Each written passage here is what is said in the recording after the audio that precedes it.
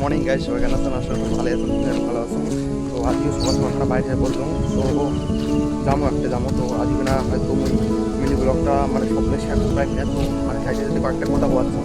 আর কথাটা কেমন জানি গাইস, মেন কথা হচ্ছে একটা দাদা আমাকে কমেন্ট করছিল যে ভাই তুই বাইরে এখানে ভিডিও করে পাচ্ছি না। তো ওই দাদাটা কম যে কোথায় যে এরা মানে কাজে এত ব্যস্ত, মানে ওই তার কারণে হয়তো বাইরে পান না। তো আজকে না বাইরে বলছো তো মার সাথে ঘুরতে যাচ্ছেন মায়ের এগোনা। আর গাইস এলা যাবো একটা যাবো মানে পুরো এমার্জেন্সি কাজ আছে, তো তার কারণে আমি হয়তো মিনি ব্লগটা তোমার সাথে শেয়ার করি না। তো যাতে এই কথাগুলো বলুন যে কোন কারণে গাইস মানে বাইরের ভিডিও দিয়ে পান না।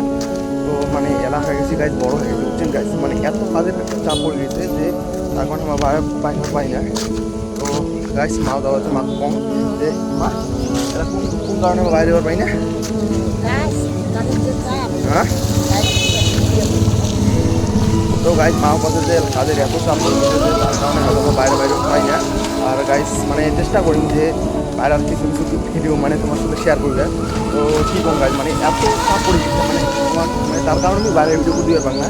তো গাইজ আকাশটা বাজি এমন মেঘলা মেঘলা আকাশ, মানে বৃষ্টি হওয়াচ্ছে কয়েকদিন দিন লাগাতার। আর আমার রাস্তাটা মানে এত খারাপ হয়েছে মানে কুয়ার মতো গাছ দেখবেন, এটাকে চারিপাকে খাই হয়ে আছে। তো গাইজ আশা করেন মন মানে লোকটান যদি ভালো লাগে কাউকে তো গাইজ কমেন্ট করবেন। আর করে ফেলেন না। তো চেষ্টা করেন বুঝছেন গাইজ যে বাইরে কিছু কিছু কিছু দাঁড়িয়ে। আর মেন তো সময়টা বাইক করা মানে প্রচুর চাপ গাইজ কী কম।